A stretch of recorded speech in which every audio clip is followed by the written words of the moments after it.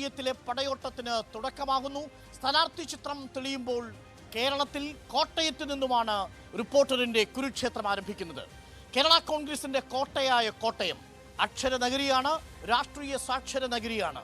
16 തിരഞ്ഞെടുപ്പുകളിൽ 10 തിരഞ്ഞെടുപ്പുകളും UDF-നോടൊപ്പം നിന്ന മണ്ഡലം, 6 തവണ മാത്രം LDF-നോടൊപ്പം ഇടതുചാഞ്ഞ മണ്ഡലം, സുരേഷ് കുറുപ്പിനെയും രമേശ് ചെന്നിത്തലയും 1, 2, 3 തവണ പാർലമെന്റിലേക്ക് എത്തിച്ച മണ്ഡലം. കേരള കോൺഗ്രസിന്റെ തട്ടകത്തിൽ 44 വർഷത്തിനു ശേഷം ഇതാ കേരള കോൺഗ്രസ് മാണിയും കേരള കോൺഗ്രസ് ജോസഫും തമ്മിൽ ഏറ്റുമുട്ടുന്നു. ഒരു ഭാഗത്ത് സിറ്റിംഗ് MP തോമസ് ചാഴിക്കാടൻ, മറുഭാഗത്ത് മുൻ ഇടുക്കി MP ഫ്രാൻസിസ് ജോർജ്. ഒപ്പം BJP-യുടെ വർദ്ധിച്ചു വരുന്ന വോട്ട് വിഹിതവും. കോട്ടയം മണ്ഡലം എങ്ങോട്ടു ചായും തീപാറുമെന്നത് ഉറപ്പാണ്. ഒരു കാലത്ത് കുതിരയായിരുന്നു കോട്ടയത്തിന്റെ ചിഹ്നം. കുതിരയും ആനയും ഒട്ടകവും മത്സരിച്ച തിരഞ്ഞെടുപ്പിന്റെ ചരിത്രമുണ്ട് കോട്ടയത്തിന്. ഇത്തവണ കോട്ടയത്തെ കുതിര ആരായിരിക്കും? അത് ഫ്രാൻസിസ് ജോർജോ, തോമസ് ചാഴിക്കാടനോ? അതല്ല, PC തോമസ് വോട്ട് വിഹിതം വർദ്ധിപ്പിച്ച പോലെ മറ്റൊരു അപ്രതീക്ഷിത സ്ഥാനാർത്ഥി BJP-ക്കായി കോട്ടയത്തിൽ കളം പിടിക്കുമോ? ആരംഭിക്കുന്നു റിപ്പോർട്ടർ കുരുക്ഷേത്രം, കേരള കോൺഗ്രസിന്റെ കോട്ടയിൽ നിന്നും കോട്ടയത്തു നിന്നും. എല്ലാ പ്രേക്ഷകർക്കും സ്വാഗതം.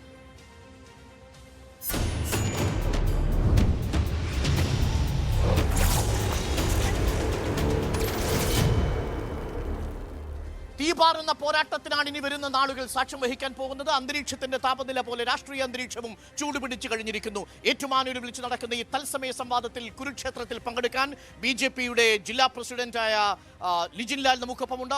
Welcome and good evening Lijin Lal. And Kerala കോൺഗ്രസിന്റെ ജില്ലാ പ്രസിഡന്റ് സജി മഞ്ഞക്കടമ്പിൽ UDF-നെ പ്രതിനിധീകരിച്ച് നമുക്കൊപ്പമുണ്ട്. LDF-നെ പ്രതിനിധീകരിച്ച് CPM-ന്റെ സംസ്ഥാന സമിതി അംഗം അഡ്വക്കേറ്റ് അനിൽകുമാർ അല്പസമയത്തിനുള്ളിൽ നമ്മളോടൊപ്പം ചേരും. ആദ്യം UDF പ്രതിനിധി സജി മഞ്ഞക്കടമ്പിൽ. 16 തവണ മത്സരിച്ചു, 10 തവണയും UDF-ന് അനുകൂലമായിട്ട് കോട്ടയം വിധി എഴുതി. പക്ഷേ ഇത്തവണ സിറ്റിംഗ് MP തോമസ് ചാഴിക്കാടനോടൊപ്പമാണ്. കേരള കോൺഗ്രസ് മാണി വിഭാഗത്തിന്റെ 2 ചിഹ്നത്തോടൊപ്പമാണ് മത്സരം. എത്രമാത്രം ആത്മവിശ്വാസമുണ്ട് സജി മഞ്ഞക്കടമ്പിൽ? തോമസ് ചാഴികാടൻ കഴിഞ്ഞ തവണ വിജയിച്ചത്, അല്ലെ അദ്ദേഹം ഇപ്പോൾ മത്സരിക്കുന്ന 8ാമത്തെ തവണയാണ് വന്നത്. അതിൽ 4 തവണ അസംബ്ലിയിലേക്ക് തിരഞ്ഞെടുക്കപ്പെട്ടു, 1 തവണ പാർലമെന്റിലേക്കും തിരഞ്ഞെടുക്കപ്പെട്ടു. ഇത് മുഴുവൻ ഐക്യജനാധിപത്യ മുന്നണിയുടെ ലേബലിലാണ് അദ്ദേഹം വിജയിച്ചത്. അതിനുശേഷം ഇപ്പോൾ അദ്ദേഹം മത്സരിക്കാൻ പോകുന്നത് ഇടതുപക്ഷ ജനാധിപത്യ മുന്നണിയുടെ സ്ഥാനാർത്ഥിയായിട്ടാണ്. ഞങ്ങൾക്ക് ഇവിടെ സൂചിപ്പിക്കാനുള്ളത്, ഇത് കഴിഞ്ഞ തവണ വിജയിച്ച തോമസ് ചാഴികാടൻ, അദ്ദേഹം പല കാരണങ്ങളുണ്ടാവാൻ മാറാൻ എനിക്കറിയില്ല, അദ്ദേഹത്തിനെ വിശദീകരിക്കട്ടെ. അതിൽ അദ്ദേഹം വിജയിച്ചെങ്കിൽ അത് UDF പ്രവർത്തകർ ചോര നീരാക്കി അദ്ദേഹത്തിന് വേണ്ടി പണിയെടുത്ത്, അക്ഷരാർത്ഥത്തിൽ ഇവിടെ CPM-ന്റെ അക്രമം ഏറ്റെടുത്തുകൊണ്ട് പ്രവർത്തകർ വോട്ട് പിടിച്ചാണ് അദ്ദേഹത്തെ വിജയിപ്പിച്ചത്. അദ്ദേഹത്തിന് ആ വിജയത്തെക്കുറിച്ച് ഒട്ടും അദ്ദേഹത്തിന് യാതൊന്നും അവകാശപ്പെടാനില്ല. അത് UDF-ന്റെ മാത്രം വിജയമാണ്, അദ്ദേഹത്തിന്റെ വിജയമല്ല, അദ്ദേഹത്തിന്റെ പേഴ്സണൽ ആയിട്ടുള്ള ഒരു വിജയമല്ല. അപ്പൊ അതുകൊണ്ട് ഈ തെരഞ്ഞെടുപ്പിലും തോമസ് ചാഴിക്കാടൻ മൈനസ് UDF എന്ന് പറഞ്ഞാൽ ദുർബലനാണെന്നാണോ താങ്കൾ പറയുന്നത്? തീർച്ചയായിട്ടും.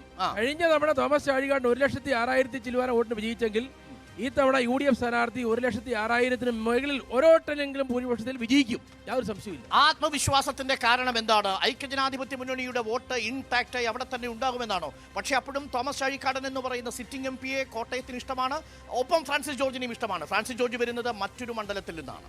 അല്ല, തോമസ് ചാഴികാടൻ MP-യെ ഇഷ്ടമുള്ള കുറെ ആളുകൾ കാണും. തോമസ് ചാഴികാടൻ എന്ത് ചെയ്തിട്ടാണ് അദ്ദേഹത്തെ ഇഷ്ടപ്പെടുന്നത്? അദ്ദേഹം ഇവിടെ MP ഫണ്ട് ചെലവഴിച്ചു എന്ന് പറഞ്ഞുകൊണ്ട് 100% ചെലവഴിച്ച് MP ആണെന്ന് പറഞ്ഞ് അദ്ദേഹം കുറെ ബോർഡ് വെച്ചായിരുന്നു. പക്ഷെ അദ്ദേഹം അല്ല MP ഫണ്ട് ഏറ്റവും കൂടുതൽ കോട്ടയത്തെ കേരളത്തിൽ ചെലവഴിച്ചത്. ഒന്നാമത് ചെലവഴിച്ചാണ് നമ്മുടെ കൊല്ലം MP ആയിരിക്കുന്ന NK പ്രേമചന്ദ്രനാണ്. അത് രേഖാമൂലം ഞാൻ കൃത്യമായ കണക്കുകൾ സഹിതം ഞാൻ പത്രസമ്മേളനം നടത്തി, ചാഴികാടൻ ഒരു മറുപടിയില്ല. രണ്ടാമത് ചെലവഴിച്ചിരിക്കുന്ന ആള് തിരുവനന്തപുരം MP ആയിരിക്കുന്ന ശശി തരൂര. ഇപ്പൊ MP ഫണ്ട്, ഞാനൊരു MP ഫണ്ട് MP-ക്ക് ഒരു PA ഉണ്ടെങ്കിൽ എഴുതി കൊടുക്കാം, അത് ചെലവഴിക്കുന്നതിന് വലിയ ബുദ്ധിമുട്ടുണ്ട്. പക്ഷെ ഇവിടെ ഏതെങ്കിലും ഒരു കേന്ദ്രാവിഷ്കൃത പദ്ധതി തോമസ് ചാഴികാടന്റെ ശ്രമഫലമായി കഴിഞ്ഞ 5 വർഷം കൊണ്ട് ഇവിടെ കൊണ്ടുവന്നു എന്ന് അദ്ദേഹം പറയുകയാണ്. അദ്ദേഹം വികസനത്തിൽ അദ്ദേഹം എന്തെങ്കിലും ചെയ്തു എന്ന് പറയാം, അദ്ദേഹത്തെ ജനങ്ങൾക്ക് ഇഷ്ടപ്പെടാൻ. ഇപ്പോൾ അദ്ദേഹത്തെ ഇഷ്ടപ്പെടാൻ പ്രത്യേകിച്ച് കാരണങ്ങളൊന്നുമില്ല. അദ്ദേഹം മരിച്ചിറക്കും കല്യാണമൊക്കെ കൂടി നടക്കുന്നതിനപ്പുറം ഇവിടെ ഒരു വികസന രംഗത്ത് അദ്ദേഹത്തിന് ഒന്നും ചെയ്യാൻ സാധിച്ചിട്ടില്ല. അദ്ദേഹത്തെ ജനങ്ങൾക്ക് ഇഷ്ടമാണെന്ന് പറയുന്ന അദ്ദേഹത്തിന്റെ ആളുകൾ സോഷ്യൽ മീഡിയയിലൂടെ പ്രചരിപ്പിക്കുന്നു, ചാഴികാടൻ പാവമാണ്, ശുദ്ധനാണ്, മാന്യനാണെന്നൊക്കെ പറഞ്ഞ് പ്രചരിപ്പിക്കുന്നതല്ലാതെ നാട്ടിലിറങ്ങി ചോദിക്കും ഒരു പുൽച്ചാടിയെ പോലെ പാവമാണ് തോമസ് ചാഴിക്കാടൻ എന്നാ പറയുന്നത്. ഒരു കാര്യം, ഈ ഏറ്റുമാനൂരാണ് നിൽക്കുന്നത്. ഏറ്റുമാനൂർ 15 വർഷക്കാലം MLA ആയിരുന്ന ആളാ. ഇവിടെ നമ്മുടെ ഇപ്പോഴും നിങ്ങൾ ആ KSRTC സ്റ്റാൻഡിൽ പോയി നോക്ക്, അവിടെ ഒരു കക്കൂസ് പോലും അദ്ദേഹത്തിന് ഉണ്ടാക്കാൻ പറ്റിയിട്ടില്ല. UDF-ന്റെ MP ആയിരുന്ന ജോസ് കെ മാണിയാ അവിടെ ആ വെയിറ്റ് അവിടെ ബസ് ടെർമിനൽ ചെറുതായിട്ട് നിർമ്മിച്ചത്.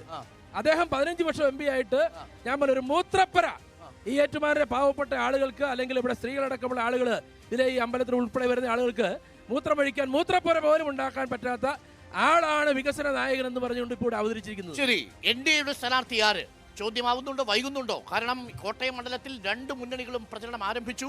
ഫ്രാൻസിസ് ജോർജ് ആരംഭിച്ചു, തോമസ് ചാഴിക്കാടൻ ആരംഭിച്ചു. BJPയുടെ സ്ഥാനാർത്ഥി ഇവിടെ? ഇന്ത്യയുടെ സ്ഥാനാർത്ഥി ആരാണ് എന്ന് എനിക്കിപ്പോൾ പറയാൻ സാധിക്കുകയില്ല. കാരണം ഭാരതീയ ജനതാ പാർട്ടിക്ക് NDA മുന്നണിക്ക് സ്ഥാനാർത്ഥി പ്രഖ്യാപനത്തിൽ അതിൻ്റെതായ ചില നടപടിക്രമങ്ങളുണ്ട്. ആ നടപടിക്രമങ്ങൾ പൂർത്തീകരിച്ചുകൊണ്ട് കൃത്യസമയത്ത് തന്നെ സ്ഥാനാർത്ഥി നിർണയം നടത്തുമെന്ന കാര്യത്തിൽ യാതൊരു സംശയവുമില്ല. കാരണം 543 മണ്ഡലങ്ങളിലേക്കുള്ള സ്ഥാനാർത്ഥികളെ നിശ്ചയിക്കേണ്ടതായിട്ടുണ്ട്.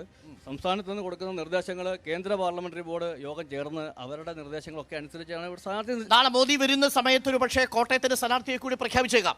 എനിക്ക് പറയാൻ സാധിക്കില്ല. ശരി, 20% വോട്ട് PC തോമസ് പിടിച്ചിരുന്നു. 1.5 ലക്ഷത്തിന് മുകളിൽ വോട്ട് PC തോമസ് പിടിച്ചൊരു മണ്ഡലമാണ്. പക്ഷേ ഇത്തവണ PC തോമസ് ഇല്ല. ഈ തെരഞ്ഞെടുപ്പിൽ ആര് മത്സരിച്ചാലും NDAയുടെ വോട്ട് വിഹിതം കൂടണമെങ്കിൽ ഒരു കാരണമുണ്ടാവണം. പക്ഷേ മറുഭാഗത്ത് 38% ക്രിസ്ത്യൻ വോട്ട് ബാങ്ക് കേന്ദ്രീകരിച്ചിട്ടുണ്ട് കോട്ടയത്ത്. എങ്ങനെയാണ് ഈ ക്രിസ്ത്യൻ ന്യൂനപക്ഷ വോട്ടുകളെ BJPക്കൊപ്പം നിർത്തുക? BJP ഈ തെരഞ്ഞെടുപ്പിൽ മുന്നോട്ട് വയ്ക്കുന്ന രാഷ്ട്രീയം എന്ന് പറയുന്നത്, അതായത് കഴിഞ്ഞ 2014 തൊട്ട് ഇങ്ങോട്ടേക്ക് നോക്കിക്കഴിഞ്ഞാൽ വികസനത്തിന്റെ രാഷ്ട്രീയമാണ് BJP പറയുന്നത്. ഇപ്പോൾ 2047 ആകുമ്പോഴത്തേക്കും വികസിത ഭാരതം എന്ന മുദ്രാവാക്യമാണ് ഇപ്പോൾ മുന്നോട്ട് വയ്ക്കുന്നത്. 2014 അധികാരത്തിൽ വന്ന സമയത്ത് സബ്കാ സാത്ത് സബ്കാ വികാസ് സബ്കാ പ്രയാസ് എന്ന മുദ്രാവാക്യമായിരുന്നു. വികസിതമായിട്ടുള്ള ഒരു രാജ്യത്ത് പരിവർത്തനം സൃഷ്ടിക്കാൻ സാധാരണ ജനങ്ങളുടെ അടിസ്ഥാന സൗകര്യങ്ങൾ വികസനത്തിലൂടെ മാത്രമേ സാധിക്കുകയുള്ളൂ എന്നുള്ള കാഴ്ചപ്പാടോട് കൂടിയിട്ടാണ് 2014 എല്ലാവർക്കും ഒപ്പം വികസനം എന്ന ആ ഒരു കാഴ്ചപ്പാടോട് കൂടിയുള്ള പ്രവർത്തനങ്ങൾ ആരംഭിച്ചത്. 2014 മുതൽ 2024 എത്തി നിൽക്കുമ്പോൾ കഴിഞ്ഞ 10 വർഷക്കാലം ഈ രാജ്യത്ത് നടപ്പിലാക്കിയ കേന്ദ്രാവിഷ്കൃത പദ്ധതികളുണ്ട്. അപ്പോൾ പ്രധാനമന്ത്രി ആവാസ് യോജന പദ്ധതി മുതൽ ഇങ്ങോട്ടേക്ക് എടുത്തു കഴിഞ്ഞാൽ ഇപ്പോൾ ജൽജീവൻ മിഷൻ വന്നു നിൽക്കുന്നു, ഭാരത് റൈസ് വരെ വന്നു നിൽക്കുന്നു. ഈ പദ്ധതികൾ ഓരോന്നായിട്ട് പരിശോധിക്കുമ്പോൾ, അതിൻ്റെ ഗുണഭോക്താക്കളുടെ കണക്കുകൾ പരിശോധിക്കുമ്പോൾ, ഈ ഗുണഭോക്താക്കളെ പറ്റി നമ്മൾ കൃത്യമായി അവരിലേക്ക് ഇറങ്ങി ചെല്ലുമ്പോൾ കാണാൻ സാധിക്കുന്ന അവരിലൊന്നും ജാതിയും രാഷ്ട്രീയവും മതവുമില്ല. ജാതിയോ രാഷ്ട്രീയമോ മതമോ ഉണ്ടെങ്കിൽ കേരളത്തിൻ്റെ മണ്ണിൽ ഇത്രയും വികസനം കൊണ്ടുവരാൻ വേണ്ടിയിട്ട് നരേന്ദ്രമോദി ഇന്നും റെയിൽവേയുടെ ഇപ്പോൾ കോട്ടയം ജില്ലയിൽ ഇന്ന് 105 കോടി രൂപയുടെ റെയിൽവേ വികസനത്തിന് തറക്കല്ലിട്ടിട്ടുണ്ട്. MPയുടെ അക്കൗണ്ടിലേക്ക് പോവില്ലേ? അല്ല, അത് MP അങ്ങനെ പറഞ്ഞല്ലോ. MPയുടെ അവകാശവാദങ്ങൾ എല്ലാ ദിവസവും ഉണ്ട്. പാസ്പോർട്ട് സേവാ കേന്ദ്രം ഞാൻ കൊണ്ടുവന്നു, ഗ്രാമീൺ സടക്ക് യോജന ഞാൻ കൊണ്ടുവന്നു, കോട്ടയം ജില്ലയിലെ 975 കോടിയുടെ റെയിൽവേ വികസനം യാഥാർത്ഥ്യമാക്കിയത് ഞാനാണ് എന്ന് പറയുമ്പോൾ 2014 മുമ്പ് ഈ MP-യുടെ പാർട്ടിയുടെ ചെയർമാൻ ജോസ് കെ മാണി ഈ കോട്ടയം മണ്ഡലം ഉൾപ്പെടെയുള്ള പ്രദേശങ്ങളിൽ പാർലമെന്റ് അംഗമായിരുന്നു. UPA ഭരണമുണ്ടായിരുന്നു. ആ കാലഘട്ടത്തിൽ 8 മന്ത്രിമാർ കേരളത്തിൽ നിന്നുണ്ടായിരുന്നു. എന്തുകൊണ്ട് കോട്ടയം ജില്ലയിൽ 1 കോടി രൂപയുടെ റെയിൽവേ വികസനം പോലും കൊണ്ടുവരാൻ സാധിച്ചിട്ടില്ല എന്നുള്ള മറുചോദ്യം ചോദിക്കുമ്പോഴാണ് 2014 ശേഷം നരേന്ദ്രമോദി വന്നതിന് ശേഷം കോട്ടയം ജില്ലയിൽ 975 കോടി രൂപയുടെ റെയിൽവേ വികസനം, ആ വികസനം ജനങ്ങൾ നോക്കിക്കാണുന്നുണ്ട്. പക്ഷേ മണിപ്പൂരിലെ ഒരു വലിയ രീതിയിലുള്ള വംശീയ കലാപം എന്ന് നിങ്ങൾ വിശേഷിപ്പിക്കുന്ന തരത്തിലുള്ള സംഘടനകൾ, അതൊക്കെ ക്രിസ്ത്യൻ സമൂഹങ്ങൾക്കിടയിൽ ഉണ്ടാക്കിയിരിക്കുന്ന ആത്മവിശ്വാസക്കുറവ് ദോഷം ചെയ്യില്ലേ? 3500 കിലോമീറ്റർ അപ്പുറം പോകണ്ടല്ലോ, 30 കിലോമീറ്ററിനപ്പുറത്ത് മിനിങ്ങാന്ന് പൂഞ്ഞാറിൽ ഒരു വൈദികനെ ആക്രമിച്ച സംഭവം എടുത്ത് ചർച്ച ചെയ്യൂ. അനിൽകുമാർ, വൈകിയാണ് എത്തിയതെങ്കിലും ലേറ്റാ വന്നാലും ലേറ്റസ്റ്റാ വരും എന്നാണല്ലോ. അനിൽ, 2 പ്രധാനപ്പെട്ട കാര്യങ്ങളാണ് ചർച്ച ചെയ്യപ്പെട്ടത് അങ്ങ് വരുന്നതിന് മുമ്പ്. ഒന്ന്, തോമസ് ചാഴിക്കാടനെ എന്തുകൊണ്ടാണ് മണ്ഡലത്തിലെ ജനങ്ങൾ ഇഷ്ടപ്പെടുന്നത്? എന്ത് വികസനമാണ് തോമസ് ചാഴിക്കാടൻ ചെയ്തത്? പണം കൂടുതൽ ചെലവഴിക്കുന്നത് വികസനമാണെങ്കിൽ കൊല്ലത്ത് NK പ്രേമചന്ദ്രനും ശശി തരൂരുമാണെന്നാണ് സജി മഞ്ഞക്കടമ്പിൽ പറഞ്ഞത്. രണ്ടാമത്തെ പ്രധാനപ്പെട്ട കാര്യം NDAയുടെ അവകാശവാദമാണ്. ഇതാ NDAയുടെ കാലത്താണ് കോട്ടയമടക്കം റെയിൽവേ വികസന ഭൂപടത്തിൽ രേഖപ്പെടുത്തിയിരിക്കുന്നത്. അതുകൊണ്ട് വികസനത്തിന് വേണ്ടി NDAയ്ക്കും വോട്ട് പോകും. ഫ്രാൻസിസ് ജോർജിനെ പോലെയുള്ള ഒരു MLA UDF-ന്റെ കരുത്തോടുകൂടി, തോമസ് ചാഴിക്കാടൻ UDF-ന്റെ കരുത്തില്ലെങ്കിൽ ഒന്നുമല്ല എന്നാണ് സജി മഞ്ഞക്കടമ്പിൽ പറയുന്നത്. മറുപടി, ഇടതുപക്ഷ ജനാധിപത്യ മുന്നണി അതിൻ്റെ ചരിത്രത്തിലെ ഏറ്റവും വലിയ മുന്നണിയാണ് ഇന്ന് രൂപം കൊണ്ടിരിക്കുന്നത്. കേരള കോൺഗ്രസ് LDF-ന്റെ ഭാഗമായതോടുകൂടി UDF-ന്റെ നടുപൊടിഞ്ഞു എന്നുള്ളതാണ് യാഥാർത്ഥ്യം. കാരണം മുസ്ലിം ലീഗും കോൺഗ്രസും ചേരുമ്പോൾ അത് നടുവിൽ ശ്രീമാൻ KM മാണി നേതൃത്വം കൊടുത്തിരുന്ന കേരള കോൺഗ്രസ് ഉണ്ടായിരുന്നത് കൊണ്ടാണ് UDF ഒരു മുന്നണി സംവിധാനമായി നൽകുന്നത്. കേരള കോൺഗ്രസും ആ മുന്നണി വിട്ടതോടുകൂടി ഉപ്പില്ലാത്ത കഞ്ഞി പോലെ UDF എന്ന് പറയുന്നത് സമൂഹത്തിൽ എടുക്കാത്തൊരു സാധനമായി. ജോസഫിന്റെ ഉപ്പില്ലെന്നാണോ പറയുന്നത്? ജോസഫ് അപ്പുറത്തുണ്ട്. അതുകൊണ്ടാണ് മുസ്ലിം ലീഗ് പറയുന്നത് ഈ കോൺഗ്രസുകാരുടെ സ്വാധീനമൊന്നും പണ്ടത്തെ പോലെ ഇല്ല. മുന്നണിക്കകത്ത് ഞങ്ങൾക്ക് 3-ാം സീറ്റ് വേണം, അപ്പോൾ 6 സീറ്റ് കൊടുത്താലും കുഴപ്പമില്ല, അത്രത്തോളം ലീഗ് വളർന്നിട്ടുണ്ട്, ഞങ്ങൾ തകർന്നിട്ടുണ്ട് എന്നാണ് കെ മുരളീധരൻ പറയുന്നത്. അതുകൊണ്ട് മുന്നണി എന്ന നിലയ്ക്ക് LDFന് ഇന്നുള്ള നിലയിൽ ഒരു മുന്നണി ഇതേ മുമ്പ് ഉണ്ടായിട്ടില്ല. അതുകൊണ്ട് കോട്ടയത്ത് ഈ നിറഞ്ഞ ആത്മവിശ്വാസത്തോടു കൂടിയാണ് ഇടതുപക്ഷ ജനാധിപത്യ മുന്നണി വോട്ടഭ്യർത്ഥിക്കുന്നത്. കേരള കോൺഗ്രസും LDFിലേക്ക് വന്നപ്പോൾ കോട്ടയത്ത് എന്ത് സംഭവിച്ചു? എന്താണ് LDFിന്റെ അനുഭവം? ഞങ്ങളുടെ LDF കോട്ടയത്ത് ഞങ്ങൾ മത്സരിച്ചപ്പോൾ ആകെ 28 പഞ്ചായത്താണ് ഞങ്ങൾക്ക് പരമാവധി ജയിക്കാൻ പറ്റിയത്. കേരള കോൺഗ്രസും LDFിന്റെ ഭാഗമായതോടുകൂടി 53 ഗ്രാമപഞ്ചായത്തുകളിൽ ഈ 2 കൂട്ടരെയും വീട്ടിലിരുത്തിയിട്ട് ഇടതുപക്ഷ ജനാധിപത്യത്തിന് ഈ ചാഴിക്കാടന്റെ മുന്നണി 1ാം സ്ഥാനത്ത് വന്നു കോട്ടയം ജില്ലയിൽ. മാത്രമല്ല 11 ബ്ലോക്ക് പഞ്ചായത്തിൽ 10 ബ്ലോക്ക് പഞ്ചായത്തും ചരിത്രത്തിലാദ്യമായി LDF ജയിച്ചത് കേരള കോൺഗ്രസും LDFിന്റെ ഭാഗമായതിനു ശേഷമാണ്. പക്ഷേ നിയമസഭയിൽ ആകെ 2 ഉള്ളൂ. അല്ലല്ല, തെറ്റാണ് ധാരണ. മൂന്നാമത്തെ കാര്യം പറയാം. നിയമസഭയിൽ 2 അല്ലല്ല, അത് പറയാം. മൂന്നാമത്തെ കാര്യം പറയാം.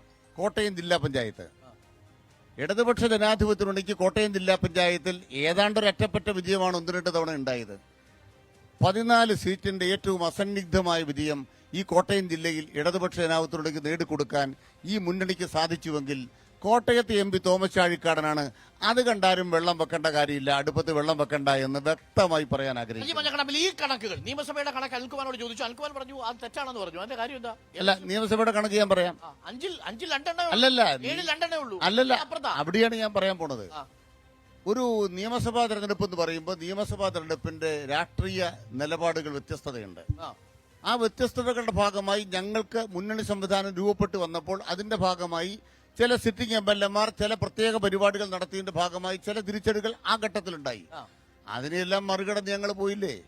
നവകേരള സദസ് കോട്ടയത്ത് വന്നപ്പോ കോട്ടയം ജില്ലയിലെ ഏത് മണ്ഡല പുറകുന്നത്? ഞങ്ങൾ ഇവിടെ നിൽക്കുമ്പോ ഞങ്ങൾ ഇവിടെ നിൽക്കുമ്പോ അത് തന്നെ പറയാം. ഞങ്ങൾ ഇവിടെ നിൽക്കുമ്പോ ഈ നവകേരള സദസ് എന്ന് പറയുന്നത് 10,000-കണക്കിന് മനുഷ്യൻ ഒഴുകി വന്ന മണ്ണ. ഇതുവഴിയാണ് ഇങ്ങോട്ട് കയറിപ്പോയത്. അവിടെ ബഹുമാനപ്പെട്ട തോമസ് ചാഴിക്കാടൻ അദ്ദേഹത്തിന്റെ മുൻകൈയിൽ ബഹുമാനപ്പെട്ട ജോസ് കെ മാണിയും ഇടതുപക്ഷ ജനാധിപത്യത്തിന്റെ കർഷക സംഘടനകളും ബഹുമാനപ്പെട്ട മുഖ്യമന്ത്രിയുടെ അടുത്ത് പറഞ്ഞു, ഈ റബ്ബർ കർഷകന് കേന്ദ്രം നൽകുന്ന ഈ 2 കൂട്ടർ കൂടി നടപ്പാക്കിയ നയങ്ങളുടെ ഭാഗമായി മുടിഞ്ഞുപോയ ഇവിടുത്തെ കൃഷിക്കാരനെ രക്ഷിക്കാൻ എന്തെങ്കിലും ചെയ്യണ്ടേ? അപ്പൊ 150 രൂപ കിടന്ന തറവില 170 ആക്കിയായിരുന്നു. ഇപ്പൊ 180 ആക്കിയിട്ടാണ് LDF 10 രൂപ. അതല്ല പറയട്ടെ. ഇന്ത്യ രാജ്യത്ത് റബ്ബറിന്റെ വില എവിടെയെങ്കിലും ആസാമിലാകട്ടെ കർണാടകത്തിലാവട്ടെ ഇന്ത്യ രാജ്യത്ത് BJP ഭരിക്കുന്ന എവിടെങ്കിലും 180 രൂപയ്ക്ക് മേലെ 1 രൂപ അല്ല 170 രൂപയ്ക്ക് മേലെ 1 രൂപയ്ക്ക് മോദി സർക്കാർ എടുക്കുന്നുണ്ടെങ്കിൽ ഒരു നാണയം കോട്ടയത്ത് പറഞ്ഞാൽ ഇന്ത്യക്ക് മുകളിൽ ഇന്ത്യയിൽ എവിടെയെങ്കിലും താങ്ങുവിലയുണ്ടോ? 250 രൂപ താങ്ങ് കൊടുക്കാമെന്ന് അല്ലല്ല, ഇന്ത്യയിൽ ആസാമിന്റെ വില കഴിഞ്ഞ ദിവസം റബ്ബറിന്റെ ഫൈനാൻഷ്യൽ പാക്കേജ് 23% വർദ്ധിപ്പിച്ചുകൊണ്ട് 536 നേരിട്ടുള്ള ചോദ്യമാണ്. ഇന്ത്യയിൽ എവിടെയെങ്കിലും 170 രൂപയ്ക്ക് പുറത്ത് റബ്ബറിന് വിലയുണ്ടോ? മറ്റ് സംസ്ഥാനങ്ങളിലേക്ക് റബ്ബറിന്റെ പ്രവർത്തനങ്ങൾ മാറ്റി തുടങ്ങിയിട്ടേ ഉള്ളൂ. എവിടെ? കർണാടകത്തിൽ ആസാമിൽ എത്ര കൊല്ലം റബ്ബറുണ്ട്? അരുണാചൽ പ്രദേശ്, അതുപോലെ തന്നെ പലയിടങ്ങളിലും റബ്ബർ പ്രോസസ് ചെയ്തുകൊണ്ടിരിക്കുന്നു. റബ്ബറിന് ഇപ്പോൾ റബ്ബർ അവിടെ പച്ചക്കള്ളം പറയാം. ഇന്ത്യൻ റബ്ബറായിട്ട് 1948 വന്നതാ. കേരളത്തിൽ മാത്രമേ റബ്ബറുള്ളൂ. ഈ മോദിയാണോ റബ്ബർ കൊണ്ടുവന്നത്? പണ്ട് മഹാരാജാവ് ശ്രീലങ്കയിൽ നിന്ന് കപ്പയും കൊണ്ട് വന്ന പോലെ മോദി കപ്പയും കൊണ്ട് വന്ന പോലെയാണ് റബ്ബർ.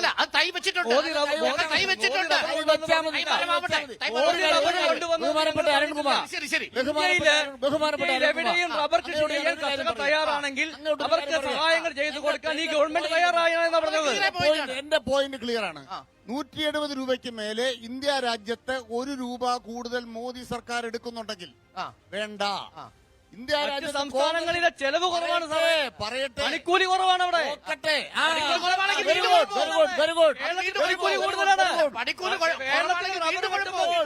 കൂടുതൽ അവിടെ കിട്ടുന്നുണ്ട്. തൊഴിലാളിക്ക് കൂലി കൊടുക്കരുത്.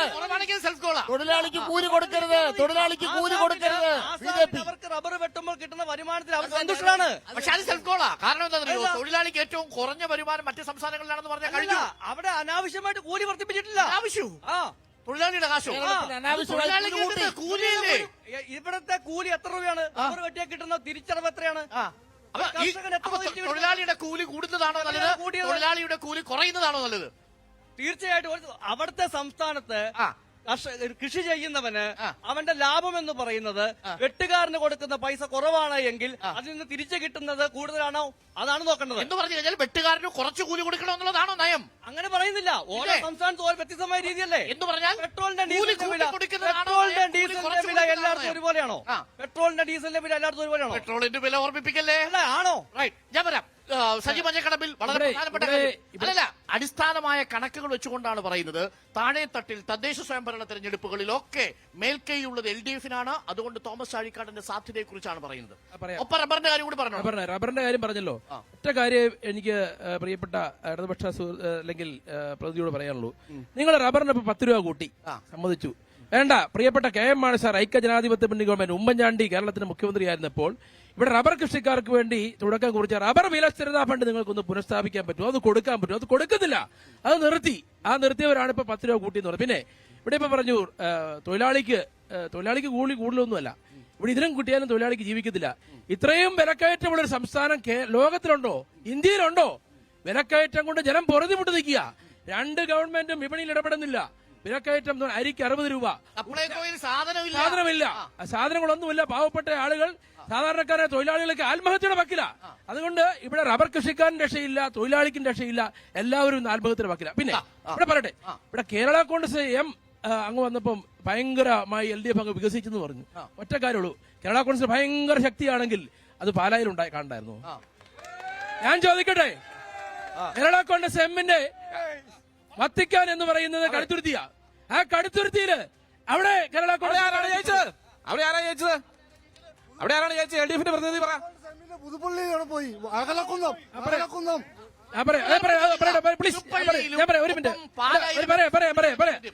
കേരള കോൺഗ്രസ് എമ്മിന് ഏറ്റവും കൂടുതൽ ശക്തി ഉണ്ടെന്ന് പറഞ്ഞാണ് പുതുപ്പള്ളി തെരഞ്ഞെടുപ്പിൽ. അതുകൊണ്ട് ഞങ്ങൾ വിജയിക്കുമെന്ന് പറഞ്ഞിട്ട് ചാണ്ടി ഉമ്മനെ എത്രയോ ആക്ഷേപിച്ചു. അവിടെ എന്താ സംഭവിച്ചത്? അവിടെ കേരള കോൺഗ്രസിന് സ്വാധീനമുള്ള മേഖലകളിലൊക്കെ ചാണ്ടി ഉമ്മൻ 10 മടങ്ങ് ഭൂരിപക്ഷം വർദ്ധിപ്പിച്ചു. അതാണ് അവരുടെ ശക്തി എന്ന് പറഞ്ഞാൽ. പിരിഞ്ഞു കിടക്കുന്ന പാലു പോലെയാണ് UDF-ലെ കേരള കോൺഗ്രസ് എന്നാ പറഞ്ഞു വരുന്നത്. കഴിഞ്ഞ തെരഞ്ഞെടുപ്പിൽ അനുകൂലമായ ട്രെൻഡ് ഉണ്ട്. ആ ട്രെൻഡിൽ കുറെ ആളുകൾക്ക് വിജയിച്ചിട്ടില്ല. അതായത് നിയമസഭയിൽ കേരള കോൺഗ്രസിന്റെ ശക്തി കേന്ദ്രങ്ങളിൽ പോലും വിജയിക്കാൻ സാധിച്ചില്ല എന്നതാണ് സജി മഞ്ഞക്കടമ്പിന്റെ പോയിന്റ്. ഇവിടെ മറുപടി പറയട്ടെ. ഉമ്മൻചാണ്ടി സർക്കാർ റബ്ബർ വിലസ്ഥിരതാ ഫണ്ടിൽ നിന്നും 5 കൊല്ലം കൊണ്ട് ആകെ ചെലവഴിച്ച സംഖ്യ എത്രയാണ്? 286 കോടി. 5 കൊല്ലം ബഹുമാനപ്പെട്ട ഉമ്മൻചാണ്ടി വിലസ്ഥിരതാ ഫണ്ടിൽ ചെലവഴിച്ച പൈസ 286 കോടി. പിണറായി സർക്കാർ ഒരു കൊല്ലക്കാലം 500 രൂപ വെച്ചാണ് വിലസ്ഥിരതാ ഫണ്ടിൽ കൊടുത്തുകൊണ്ടിരിക്കുന്നത്. അതിന്റെ ഭാഗമായി 5 കൊല്ലത്തെ പിണറായി സർക്കാർ വിലസ്ഥിരതാ ഫണ്ടിൽ കൊടുത്ത തുക 1686 കോടി. മാത്രമല്ല, അപേക്ഷ സ്വീകരിക്കുന്നുണ്ട്. അല്ല, പറയാം. ഈ വർഷം 600 കോടിയാണ് വിലസ്ഥിരതാ ഫണ്ട് വെച്ചിരിക്കുന്നത്. ഒരു വർഷം റബ്ബറിന്റെ വിലസ്ഥിരതാ ഫണ്ടിന് അപേക്ഷ സ്വീകരിക്കുന്നത് സർക്കാർ നേരിട്ടല്ല. അതിന്റെ പ്രോസസ് എന്ന് പറയുന്നത് റബ്ബർ എടുക്കുന്ന സൊസൈറ്റികളുണ്ട്. ആ സൊസൈറ്റികൾ രജിസ്റ്റർ ചെയ്യുമ്പോൾ ആ രജിസ്റ്റർ ചെയ്യുന്നത് റബ്ബർ ബോർഡിന്റെ ഉദ്യോഗസ്ഥന്മാർ സർട്ടിഫൈ ചെയ്യണം. ഇത്രയും റബ്ബർ സംഭരിച്ചിട്ടുണ്ട്. ആ സർട്ടിഫിക്കറ്റ് റബ്ബർ ബോർഡ് പാസ്സാക്കുന്ന ഏതെങ്കിലും ഒരു ബില്ല് പെൻഡിങ് വെച്ചു എന്ന് ഈ സഭയിൽ പറയാൻ ഞാൻ 2 മഹാനേതാക്കന്മാരെ വെല്ലുവിളിക്കുക. 1 വെള്ളി രൂപ തടഞ്ഞു വെച്ചെന്ന് പറയാൻ റബ്ബർ ബോർഡ് പാസ്സാക്കിയ മുഴുവൻ പണവും കൊടുത്തു. ഈ വൈകിപ്പിക്കുന്നുണ്ടെങ്കിൽ ഇടപെടണ്ടേ? അതല്ല, അവിടെയാണ് പോയിന്റ്. ഈ ഉദ്യോഗസ്ഥന്മാർ, റബ്ബർ ബോർഡിന്റെ ഉദ്യോഗസ്ഥന്മാർ റബ്ബർ വിലസ്ഥിരതാ ഫണ്ട് കൊടുക്കണമെന്നുണ്ടെങ്കിൽ റബ്ബർ എടുക്കുന്ന പാൽ സൊസൈറ്റികൾ അവരുടെ കണക്ക് പരിശോധിച്ച് ഓഡിറ്റ് സർട്ടിഫിക്കറ്റ് കൊടുക്കണം. അങ്ങനെ റബ്ബർ ബോർഡ് കൊടുത്ത ഓഡിറ്റ് സർട്ടിഫിക്കറ്റ് കൊടുത്ത ഏതെങ്കിലും ഒരു സൊസൈറ്റിക്ക് 1 വെള്ളി രൂപ കേരള സർക്കാർ കൊടുക്കാനില്ല. അതിന് കാരണം ഞാൻ പറയാം. അങ്ങനെ കൊടുത്ത മുഴുവൻ തുകയും ഒക്ടോബർ 31 ക്ലിയർ ചെയ്തു. ബാക്കി സർക്കാരിലേക്ക് ഇവർ തന്നിട്ടില്ല. റബ്ബർ ബോർഡ് തരണം. ശരി, നേരത്തെ ലിജിൻലാൽ പറഞ്ഞൊരു പ്രധാനപ്പെട്ട കാര്യമുണ്ട്. ഭാരത റൈസ് അടക്കം അതാണ് പറയാൻ പറ്റുന്നത്. വിലക്കയറ്റം, സപ്ലൈകോയിലെ സാധനങ്ങൾ, പെൻഷൻ, 7 മാസത്തെ കുടിശ്ശിക. വോട്ട് ചോദിക്കാൻ വേണ്ടി തോമസ് ചാഴിക്കാടൻ ചെല്ലുമ്പോൾ 7 മാസത്തെ കുടിശ്ശിക ഇല്ലാത്തതുകൊണ്ട് കരഞ്ഞുകൊണ്ടിരിക്കുന്ന അമ്മയുടെ വീട്ടിലായിരിക്കും. അവിടെ ആരും വിഷമിക്കണ്ട കേട്ടോ. ഈ നരേന്ദ്രമോദിയുടെ വീട്ടിൽ നിന്ന് കൊണ്ടിരുന്ന ഒരു കാശും കേരളത്തിലെ LDF ആവശ്യപ്പെടുന്നില്ല. കേരളത്തിലെ മനുഷ്യന്മാര് കഷ്ടപ്പെടുമ്പോ 12 ലക്ഷം കോടി രൂപയാണ് ഒരു കൊല്ലം ഈ കേരളത്തിന്റെ GDP. നമ്മുടെ രാജ്യത്തിന്റെ പാർലമെന്റ് ഉണ്ടാക്കിയ നിയമപ്രകാരം ഈ 12 ലക്ഷം കോടി രൂപയുടെ 3.5% വായ്പ എടുക്കാം. 42,000 കോടി രൂപ വേണം. 42,000 കോടി രൂപ ഒരു കൊല്ലം വായ്പ എടുത്താൽ കേരളം മുടിഞ്ഞു പോവുകയില്ലേ എന്നാണ് അവരുടെ ചോദ്യം. ആരുടെ ചോദ്യം? നിർമ്മലാ സീതാരാമൻ ഒരു മാസം എടുക്കുന്ന വായ്പ എത്രയാണെന്നറിയാമോ? 1.5 ലക്ഷം കോടി. നിർമ്മലാ സീതാരാമൻ ഒരു കൊല്ലം എടുക്കുന്ന വായ്പ എത്രയാണെന്നറിയാമോ? 18 ലക്ഷം കോടി.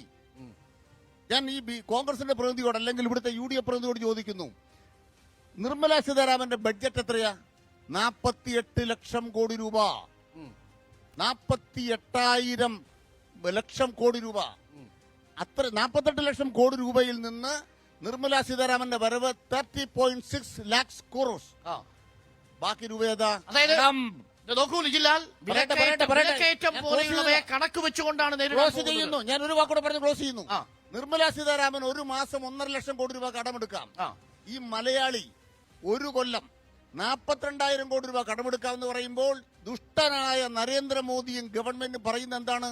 കേരളം അങ്ങനെ കടമെടുക്കണ്ട, നിങ്ങൾ 17,000 കോടി കടമെടുത്താൽ മതി. നമുക്ക് അവകാശപ്പെട്ട 25,000 കോടി കടം തന്നാൽ 6 മാസത്തെ കുടിശ്ശികയ്ക്ക് മാപ്പ് ചോദിച്ചുകൊണ്ട് 6 മാസത്തെ പൈസ അഡ്വാൻസ് കൊടുക്കും. ഇടതുപക്ഷ ജനാധിപത്യത്തോട് പെൻഷൻ തുക അഡ്വാൻസ് ആയിട്ട് കൊടുക്കാം. മോദി കേരളത്തോട് ചെയ്യുന്ന അവിടെ അടിസ്ഥാനമായ പ്രശ്നമുണ്ട്. പെൻഷൻ ഫണ്ട് നോക്കൂ, ഇനിയിപ്പോ സർക്കാരിന് എത്ര പണം കിട്ടാനുണ്ട്, മോദി കേരളത്തോട് സർക്കാരിന് ഒരു കണക്കുണ്ടോ എന്നതാണ് പ്രതിപക്ഷം ചോദിക്കുന്നത്. കേട്ടില്ല. സർക്കാരിന് എത്ര രൂപയാണ് കേന്ദ്രത്തിൽ നിന്ന് കിട്ടാനുള്ളത്? സംസ്ഥാന സർക്കാരിന് ഒരു കണക്കുണ്ടോ? ഉണ്ട്. എത്രയാ? 42,000 കോടി രൂപ. അതൊക്കെ പോയി. നിയമസഭയിൽ 3,000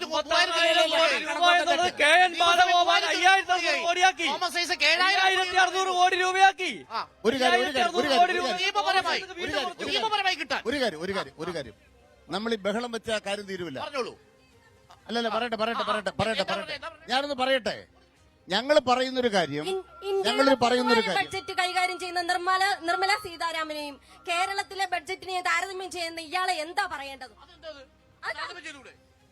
താരതമ്യം ചെയ്യാം. അവരും ഇന്ത്യയുടെ മൊത്തം ബഡ്ജറ്റിനെ കുറിച്ചാണ്.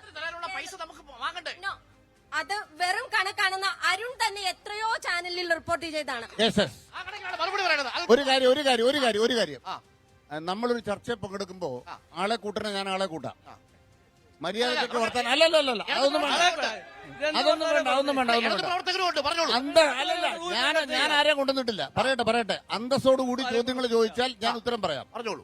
അല്ലാണ്ടുള്ള കോലുകളിക്ക് നിൽക്കാൻ എനിക്ക് നേരമില്ല. നേരമില്ല. ചോദ്യത്തിലേക്ക് വരൂ. കണ്ടന്റിലേക്ക് വരൂ. ഞാൻ പറയാം. പറയട്ടെ. ഇടതുപക്ഷ ജനാധിപത്യ മുന്നണി പറഞ്ഞോളൂ. അതൊന്നും കേരളത്തിന്റെ ധനകാര്യ വകുപ്പ് മന്ത്രി പറഞ്ഞ കണക്കും അനിൽകുമാർ പറഞ്ഞ കണക്കും തമ്മിലുള്ള കണക്ക് പറയുന്നു. LDFന്റെ ഒരു കണക്ക് ഞാൻ ആദ്യം പറയാം. 42,000 കോടി രൂപ ധന ഉത്തരവാദിത്ത നിയമപ്രകാരം ഈ വർഷം കടമെടുക്കാൻ കേരളത്തിന് റൈറ്റ് ഉണ്ടോ? ഉണ്ട്. നിർമ്മലാ സീതാരാമന്റെ വീട്ടിൽ നിന്ന് കിട്ടിയതല്ല. 42,000 കോടി രൂപ. പറയട്ടെ. പിണറായിയുടെ വീട്ടിലോട്ട് കൊണ്ടുപോയ കണക്ക് ചോദിച്ചില്ലല്ലോ. മാസപ്പടി എവിടെയാ? വീട്ടിലോട്ടല്ലേ കൊണ്ടുപോയത്? 42,000 കോടി. മാസപ്പടി വീട്ടിൽ കൊണ്ടുപോയ കണക്ക് ചോദിച്ചോ ഞങ്ങള്? കോടി രൂപയിൽ മാസപ്പടി വീട്ടിൽ കോടി രൂപയിൽ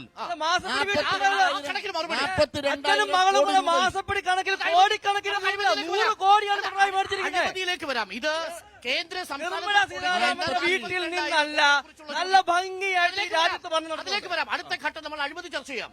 വീട്ടുകാരും നോക്കി പറയുന്നത് കൊടുക്കാനുള്ള പണം കൊടുക്കാത്തത് കൊണ്ടാണ് ഓരോരുത്തരുടെ സംസ്കാരത്തിനനുസരിച്ച് പ്രസംഗിക്കാൻ പോയി കഴിഞ്ഞാൽ മറുപടിയും അതുപോലെയായിരിക്കും. അതായത് 42,000 കോടി രൂപ കേരളത്തിന് ലഭിക്കാൻ അവകാശപ്പെട്ടതുണ്ട്.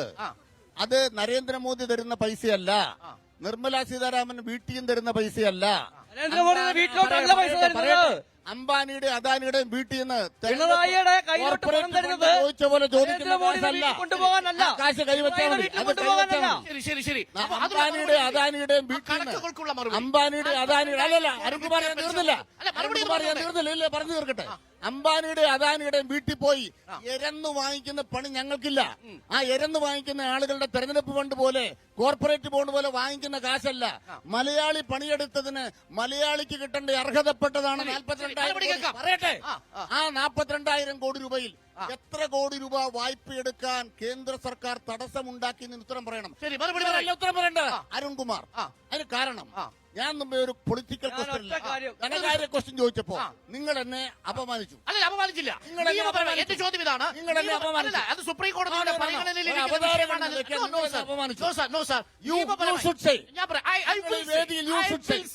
നിങ്ങൾ ഇവരോട് പറയും 42,000 കോടി രൂപയിൽ ഞാൻ പറയുന്നു 42,000 കോടി രൂപയിൽ ഇനി സർക്കാർ കൊടുക്കാനുള്ള 13,000 കോടി രൂപ കേന്ദ്ര സർക്കാർ കൊടുക്കാമെന്ന് സുപ്രീം കോടതിയുമായി ബന്ധപ്പെട്ട ചർച്ച നടക്കുന്ന സമയത്ത് പറഞ്ഞോ.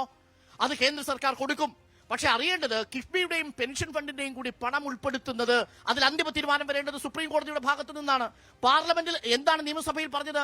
നിയമപരമായി നമുക്ക് കിട്ടേണ്ടത് എത്രയാണ്, മറ്റത് GST കുടിശ്ശിക, അതിനുശേഷം നമുക്ക് കിട്ടേണ്ട മറ്റു കാര്യങ്ങൾ. ഈ രണ്ട് കാര്യങ്ങളാണ്. പറയുന്ന തെറ്റ് മിസ്റ്റർ അരുൺകുമാർ, നിങ്ങൾ ഒരു കാര്യം ഞാൻ പറയാം, നിങ്ങൾ തെറ്റിദ്ധരിപ്പിക്കരുത്. ഞാനൊരു കാര്യം പറയാം. 42 GST കുടിശ്ശിക അല്ല ഇവിടെ തർക്കം, കാര്യമാണ് പറയുന്നത്. ഞാൻ പറയാം, 42,000 കോടി രൂപയിൽ കേരള സർക്കാരിന് കടമെടുക്കാൻ അനുവദിച്ചിരിക്കുന്നത് 42,000 കോടി രൂപയിൽ കേരളത്തിന് കടമെടുക്കാൻ അനുവദിച്ചിരിക്കുന്ന 17,000 കോടി മാത്രമാണ്. GST നോക്കൂ, അത് കിഫ്ബിയും പെൻഷൻ ഫണ്ടും അത് സുപ്രീം കോടതിയുടെ പരിഗണനയിലിരിക്കുന്ന വിഷയമല്ലേ? ഒരു കാര്യം, എന്റെ ചോദ്യം, ഒരു മണിക്കൂറേ ഉള്ളൂ, ഒരാൾക്ക് മാത്രമേ സമയം കൊടുക്കാതെ ഞങ്ങൾക്ക് നിർത്തി.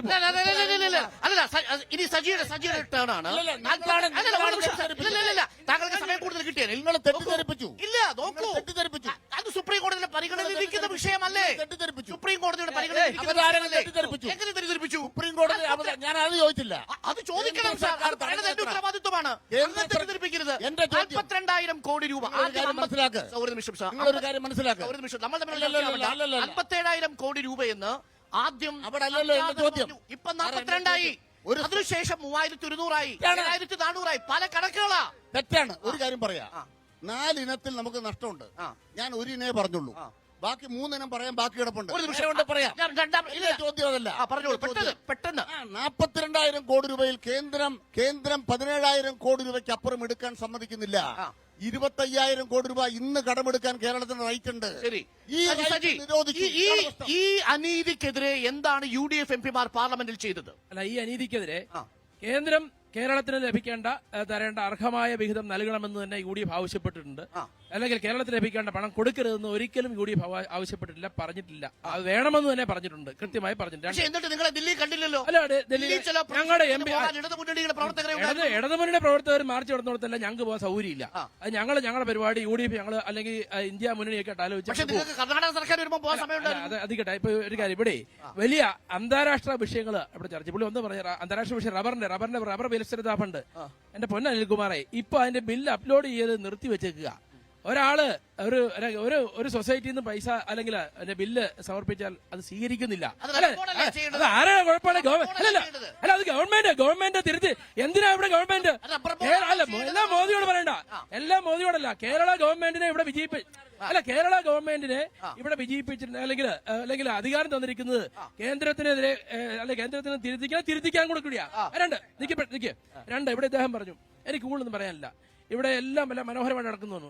ഇവിടെ നമ്മുടെ സ്കൂളിലെ പിള്ളേർക്ക് ഉച്ചക്കഞ്ഞി കൊടുക്കാൻ ഈ ഗവൺമെന്റിന് പറ്റിയിട്ടില്ല. പറയട്ടെ, ചോദ്യപേപ്പർ ചരിത്രത്തിൽ ആദ്യമായിട്ട് ചോദ്യപേപ്പറിന് കുട്ടികൾ പണം അടയ്ക്കാൻ പറഞ്ഞിരിക്കുക. എന്താ അതിന് കാരണം? അതിന് മറുപടി വരണം. ക്ഷേമ പെൻഷനുകൾ മുടങ്ങിയിരിക്കുന്നു. ഞാൻ പറഞ്ഞു ഇവിടെ വിലക്കയറ്റത്തെ കുറിച്ച് 7 മാസം ഞാൻ പറഞ്ഞു, ഇവിടെ വിലക്കയറ്റത്തെ കുറിച്ച് ഒക്കെ പറഞ്ഞപ്പോ ഇവിടെ BJP ഗവൺമെന്റ് പറഞ്ഞു ഞങ്ങൾ വിലക്കയറ്റം, അതായത് പെട്രോൾ വില വർദ്ധിപ്പിക്കും, ശൗചാലയങ്ങൾ നിർമ്മിക്കാൻ അദ്ദേഹം പറഞ്ഞു. ഇവിടെ കേരള ഗവൺമെന്റ് പറഞ്ഞു ഞങ്ങൾ ക്ഷേമ പെൻഷൻ കൊടുക്കാൻ വേണ്ടി വീണ്ടും കൂട്ടുക. ഇവിടെ ഇപ്പൊ നടക്കുന്നത് എന്താ ചോദിച്ചാൽ, കേന്ദ്രം 1 രൂപ കൂട്ടിയാൽ കേരളം 2 രൂപ കൂട്ടും. നിങ്ങൾ ഓർക്കണം, ഉമ്മൻചാണ്ടി ഗവൺമെന്റ് KM മാണി കേരളത്തിലെ ധനകാര്യമന്ത്രിയായിരുന്ന കാലഘട്ടത്തിൽ കേന്ദ്രം പെട്രോളിന് വില കൂട്ടിയപ്പോൾ കേരള ഗവൺമെന്റ് എന്താ ചെയ്തത്? കേരളത്തിന് ലഭിക്കുന്ന അധിക നികുതി വരുമാനം വേണ്ട എന്ന് വെച്ചുകൊണ്ട് ഇവിടെ വില കുറച്ചു കൊടുത്ത ഒരു ഗവൺമെന്റ് ഈ കേരളത്തിലുണ്ടായിരുന്നു. ഇവിടെ ഓരോ ദിവസവും ടാക്സ് വർദ്ധിപ്പിക്കുന്നു, സെസ് വർദ്ധിപ്പിച്ചുകൊണ്ട് ജനങ്ങളെ ഇങ്ങനെ കൊല്ലാക്കൊല ചെയ്തുകൊണ്ടിരിക്കുന്നവർ ഇവരിങ്ങനെ ബഡ്ജറ്റിനെ കുറിച്ച് പ്രസംഗിക്കാതെ എന്താണ് ഇവിടെ ക്രിയാത്മകമായി വിപണിയിൽ ഇടപെട്ടുകൊണ്ട് ഇവിടുത്തെ സാധാരണക്കാർക്ക് വില കയറ്റം പിടിച്ചു നിർത്താൻ ചെയ്യാൻ പറ്റും? കാർഷിക വിളകളുടെ വില എല്ലാം, റബ്ബർ ഉൾപ്പെടെ, നെല്ല് ഉൾപ്പെടെ മുഴുവൻ കൃഷിക്കാരും അല്ലെങ്കിൽ വിളയുടെ വിലത്തകർച്ച മൂലം ഇന്ന് വലിയ ദുരന്തത്തിലാണ്, ആത്മഹത്യയുടെ വക്കിലാണ്.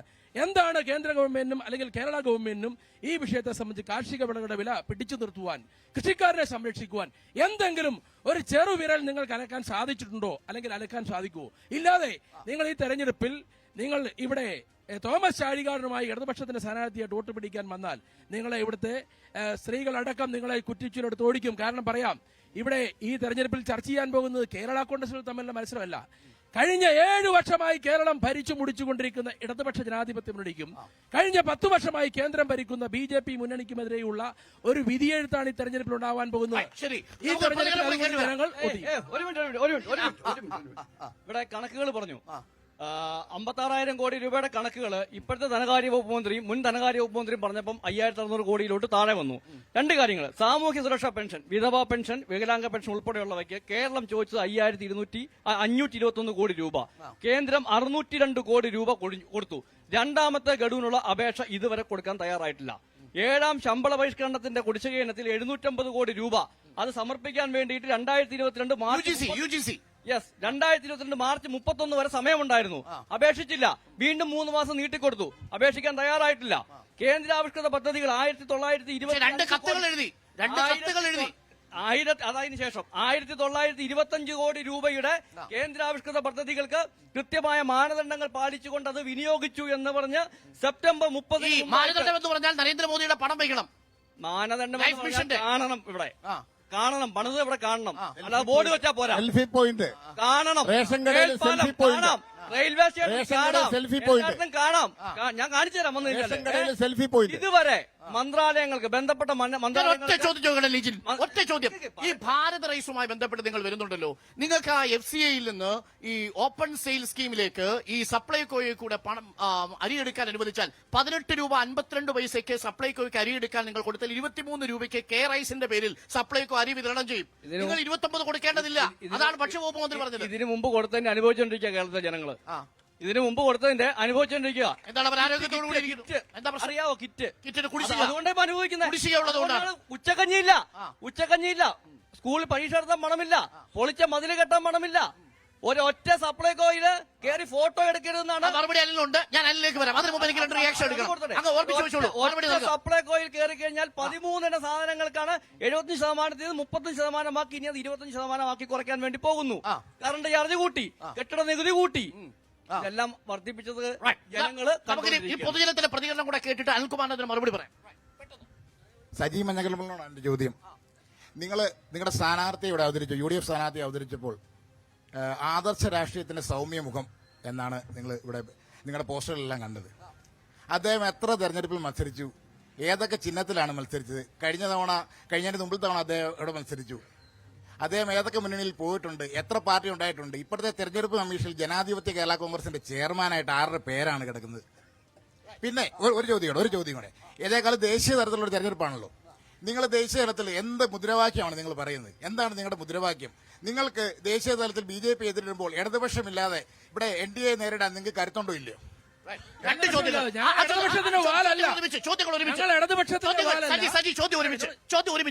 ഇനിയും ചോദ്യമുണ്ട്. സാറേ, ഒരു പ്രധാനപ്പെട്ട കാര്യം, ഇവിടെ 3 പേരെയാണ് 3 കക്ഷിയുടെ ആളിനെയാണ് സാർ വിളിച്ചിരിക്കുന്നത്. അവരെ ജയിക്കുള്ളൂ. പക്ഷെ അവരല്ല. അവർ ജയിക്കുന്നത് ചില നിർണായക ഘടകങ്ങളുണ്ട്. സാറേ, 87 തെരഞ്ഞെടുപ്പിൽ ഞാനൊരു സ്വതന്ത്ര സ്ഥാനാർത്ഥിയെ ഇവിടെ മത്സരിച്ച ആളാണ്.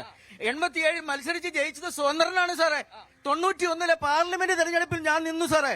ആ 91 പാർലമെന്റ് തെരഞ്ഞെടുപ്പിൽ ഉണ്ട് സാറേ, ഉണ്ട്. UN തമ്പി മത്സരിക്കുന്നുണ്ട്.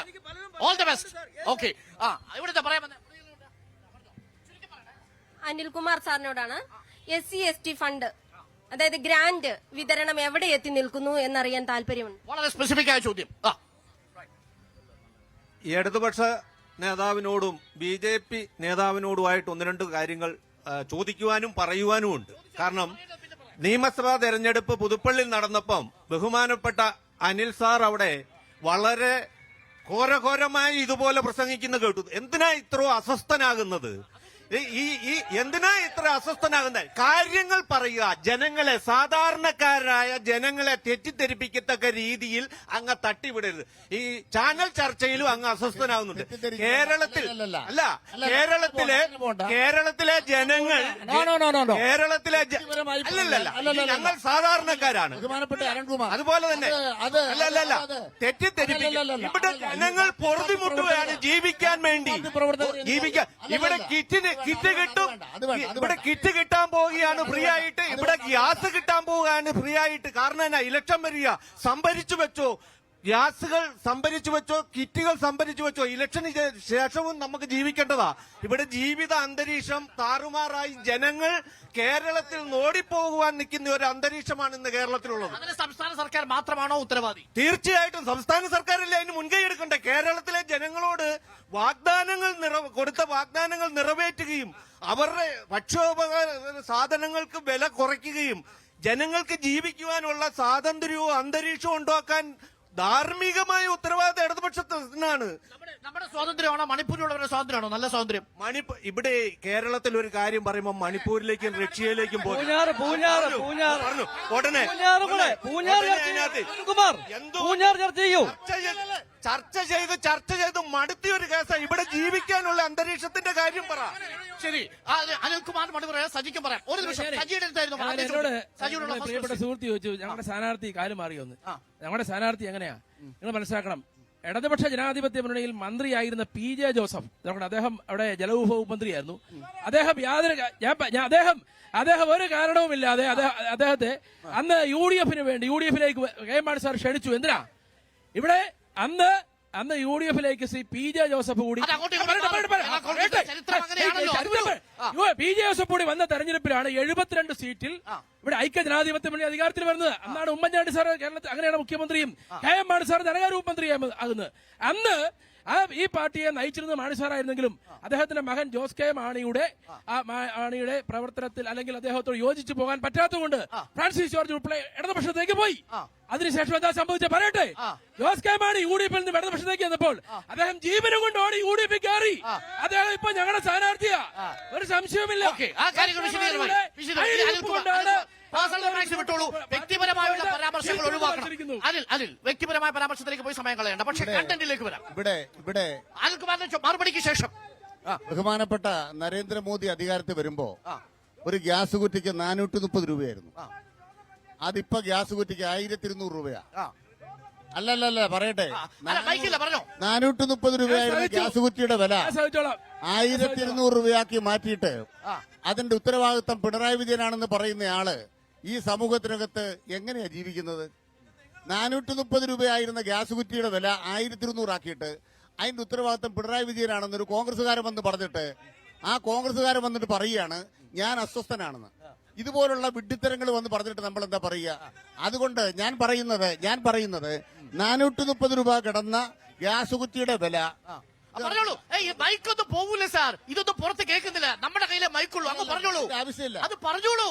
ഇതൊരു പൊതുജനമല്ലേ, പുറത്ത് കേൾക്കുമ്പോഴല്ലേ പ്രശ്നമുള്ളൂ. അങ്ങ് പറഞ്ഞോളൂ. എനിക്ക് കേൾക്കലില്ല പ്രശ്നം. പറഞ്ഞോളൂ. നമുക്കത് പുറത്ത് കേൾക്കുന്നില്ല. പറഞ്ഞോളൂ. രാഷ്ട്രീയ പ്രവർത്തകർ വരുമ്പോ അതിന്റേതായ മാന്യത കാണിക്കും. അത് പൊതുജനമാണ് തീരുമാനിക്കുന്നത്. പൊതുജനല്ല, അദ്ദേഹം എനിക്കറിയാവുന്ന രാഷ്ട്രീയ പ്രവർത്തകനാ.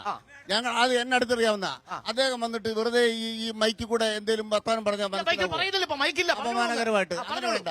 അതുകൊണ്ട് 430 രൂപ മോദിയുടെ അധികാരത്തിൽ വന്നപ്പോ ഗ്യാസ് കുറ്റിയുടെ വില 1200 ആക്കിയിട്ട് നരേന്ദ്രമോദിക്ക് മണിയടിക്കാൻ നടക്കുന്ന കോൺഗ്രസുകാരെ കുറിച്ച് ഈ നാട് ലജ്ജിക്കുന്നു എന്നാണ് എന്റെ ഒന്നാമത്തെ ഉത്തരം. രണ്ടാമത്തെ ഉത്തരം, ബഹുമാനപ്പെട്ട ലിജിൻലാൽ പറഞ്ഞ പോലെ കേരളത്തിലെ ഏതെങ്കിലും ഒരു സ്കൂളിൽ ഉച്ചക്കഞ്ഞ് മുടങ്ങിയതായിട്ട് തെളിയിക്കാൻ പറഞ്ഞാൽ ഒരു വെള്ളി രൂപ രാത്രി പോയി തെളിയിക്കാൻ പറ്റിയാണ്. ഒരു വെള്ളി രൂപ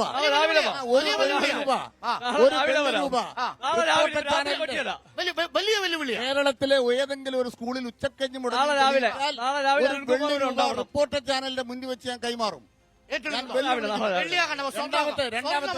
ഒരു വെള്ളി രൂപ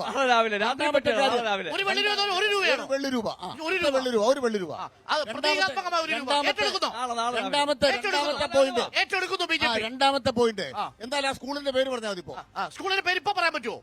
ഇപ്പൊ പറയാൻ പറ്റില്ല. പേര് പറ, സ്കൂളിന്റെ പേര് പറ, പറയൂ. 1 രൂപ. അല്ലല്ല, അവിടെയാണ് അറിയേണ്ടത്. ഏത് സ്കൂളിലെന്ന് ഇപ്പൊ പറയണം. പറയാൻ പറ്റുമോ? സ്കൂളിന്റെ പേര് ഇപ്പൊ പറയില്ല. നിങ്ങൾ നാളെ രാവിലെ ഇവിടെ ഉണ്ടെങ്കിൽ ഞാൻ കൊണ്ടുപോകാം. ശരി. വിട്ടു. നേരിട്ട് വാ. ഞാൻ നേരിട്ട് വരാൻ വിളിക്കുവാണ്. മൂന്നാമത്തെ കാര്യം, ഞാനിപ്പോ ബഹുമാനപ്പെട്ട ലിജിൻലാലിനോട് പറയുന്നത് വെല്ലുവിളിക്കല്ല, അപേക്ഷിക്കുന്നത്. നാളെ രാവിലെ 10 മണിക്ക് ഞാൻ വരാം. 12 മണിക്ക് വരാം. എവിടെ വരണമെന്ന് ഇപ്പോൾ പറയണം. എവിടെ വരണമെന്ന് ഇപ്പോൾ പറയണം. രാവിലെ തിരുനക്കര 50-നാണ് വന്നാൽ മതി. അത് അല്ലല്ലോ, ഏത് സ്കൂൾ? സ്കൂളിന്റെ പേര് പറഞ്ഞു. അല്ലല്ല, നമുക്ക് ഒന്നിച്ചു പോകാം. സ്കൂളിന്റെ പേര് നമുക്ക് ഒന്നിച്ചു പോകാൻ കോട്ടയത്ത് നിന്ന്. മനസ്സിലായല്ലോ? ശരി ശരി നമുക്ക് ഒന്നിച്ചു പോകാൻ കോട്ടയത്ത് നിന്ന്. അടുത്തത് മൂന്നാമത്തെ കാര്യം ബഹുമാനപ്പെട്ട നരേന്ദ്രമോദിയുടെ കേന്ദ്ര സർക്കാർ 10 കൊല്ലമായി അധികാരത്തിരിക്കുന്നു. വിദ്യാഭ്യാസ ബോർഡിന്റെ ഓഫീസിന്റെ ഇവിടുത്തെ വിധവാ പെൻഷൻ, ഇവിടുത്തെ വാർദ്ധക്യകാല പെൻഷൻ, ഇവിടുത്തെ ഭിന്നശേഷിക്കാരുടെ പെൻഷൻ അവർ 200 രൂപയാണ് 80 വയസ്സിന് താഴെയുള്ളവർക്ക്, 500 രൂപയാണ് 80 വയസ്സിന് മേലുള്ളവർക്ക്. 10 കൊല്ലത്തിനിടയ്ക്ക് ഈ പാവപ്പെട്ടവരുടെ പെൻഷൻ 1 വെള്ളി രൂപ വർദ്ധിപ്പിച്ചോ എന്ന് ഞാൻ ഈ വേദിയിൽ കേന്ദ്ര സർക്കാരിന്റെ പ്രതിനിധിയോട് ചോദിക്കുന്നു. രണ്ടാമത്തെ പോയിന്റ് എന്താണ്? വർദ്ധിപ്പിക്കണ്ട, ഉള്ളത് കൊടുത്താൽ മതി. ഞാൻ പറയട്ടെ വർദ്ധിപ്പിച്ചിട്ടില്ല എന്നൊന്ന്. 2 ഉള്ളത് കൊടുത്താൽ മതി എന്ന് പറഞ്ഞാൽ ആരാ പറയണത്? UDF കാര്. ആരാ തരേണ്ടത്? അപ്പൊ കിട്ടാത്തവര് പറയുന്നു. പറയട്ടെ എത്ര പേര് ആത്മഹത്യ ചെയ്യുന്നുണ്ട്? പറയട്ടെ സാർ. ആളുകൾ ഇങ്ങനെ വിട്ടിയാക്കുന്നു. പറയട്ടെ സാർ. കേന്ദ്രം തന്ന 29 200 രൂപ, കേന്ദ്രം തരുന്ന 500 രൂപ, കേരളത്തിൽ ആകെ കിട്ടുന്നത് 6 ലക്ഷം പേർക്കാണ്. LDF കൊടുക്കുന്ന 52 ലക്ഷം പേർക്കാണ്. ഈ 6 ലക്ഷം പേരിൽ 39 മാസമാണ് ഇവർ കുടിശ്ശികയാക്കിയത്. ആ കുടിശ്ശിക പണം ഈ കേരളത്തിൽ 39 മാസത്തെ കുടിശ്ശിക തന്നത് നിർമ്മലാ സീതാരാമൻ കഴിഞ്ഞ ഒക്ടോബറിലാണ്. 2 കോടി രൂപ ഓഡിറ്റ് ചെയ്ത അപേക്ഷ ഒരു കാര്യം വ്യക്തമാ. ഇന്ന് നമ്മുടെ നാട്ടിലെ മുഴുവൻ കാര്യങ്ങളും ഓൺലൈനാണ്. പറയട്ടെ ഓഡിറ്റ് ഒക്കെ കൈയിരിക്കട്ടെ. നമ്മുടെ നാട്ടിലെ ഓൺലൈൻ അംഗീകരിക്കുന്നുണ്ടോ? ഞങ്ങള് ഓൺലൈൻ അംഗീകരിക്കുന്നുണ്ടോ? പറഞ്ഞു തീർത്തോളൂ.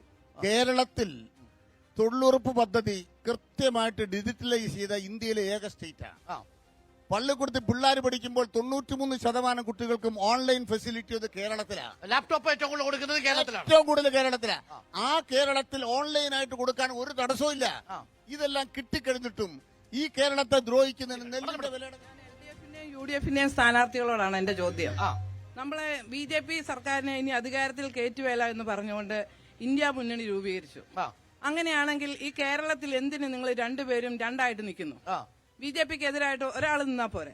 ഒന്നെങ്കിൽ LDF അല്ലെ UDF, അത് പോരെ? അപ്പം ഒരുമിച്ച് നിന്നുകൊണ്ട് നിങ്ങൾ എന്തിനും ജനങ്ങളെ വിട്ടികളാക്കുന്നു? സജീവഞ്ചക്കടമ്പിൽ കേരളത്തിൽ LDF UDF-ഉം ആണ് മുഖ്യ എതിരാളികൾ. BJP കേരളത്തില് ഒരു എതിരാളി അല്ല.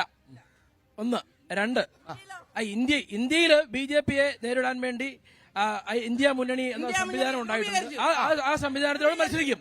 അത് കേരളത്തിൽ മത്സരിക്കാനുള്ള എതിരാളിയല്ല. കേരളത്തിൽ BJP എതിരാളി അല്ലാത്തത് കൊണ്ടാണ് എതിരാളിയോട് ഞങ്ങൾ മത്സരിക്കുന്നത്. കോട്ടയത്ത് എന്ത് ധാർമ്മികതയുടെ പേരിലാണ് വോട്ട് ചോദിക്കുന്നത്? 20 സീറ്റ് കൊണ്ട് ഇന്ത്യ ഭരിക്കും. 20 സീറ്റും ഇന്ത്യ ഭരിക്കാൻ ഒരു ഘടകമാണ്, ആവശ്യമാണ്. 2 സീറ്റിലും 3 സീറ്റിലും ഇന്ത്യ ഭരണമൊക്കെ നടന്നിട്ട് കാലഘട്ടങ്ങളുണ്ട്. അതുകൊണ്ട് 20 സീറ്റ് തീരെ ചെറുതല്ല. നരേന്ദ്രമോദിയുടെ 400 സീറ്റ് എന്ന സ്വപ്നമായിരിക്കട്ടെ എന്നാണ്. ഇവിടെ 2004 കേരളത്തില് 18 സീറ്റ് LDF-ന് കിട്ടി. ആ സന്ദർഭത്തിൽ ഞങ്ങൾ നിലപാടെടുത്ത എന്താണ്? ഗുജറാത്ത് വംശഹത്യ നടത്തിയവർ വീണ്ടും ഇന്ത്യ ഭരിക്കരുത്. ഞങ്ങൾ കേന്ദ്രത്തിൽ പോയി കോൺഗ്രസിനടക്കം പിന്തുണ കൊടുത്തു. ഗുജറാത്ത് വംശഹത്യ നടത്തിയ BJPയെ ജനങ്ങൾ പുറത്താക്കി. ഇപ്പം മണിപ്പൂർ വംശഹത്യ നടത്തിയ BJPയാ. ഞങ്ങൾ കേരളത്തിലെ ജനങ്ങൾക്ക് ഉറപ്പ് ഞങ്ങൾ അധികാരത്തിൽ വന്നാൽ ഞങ്ങൾ കേരളത്തിനകത്ത് ജയിക്കുന്ന ഓരോ സീറ്റും കേരളത്തിൽ ഞങ്ങൾ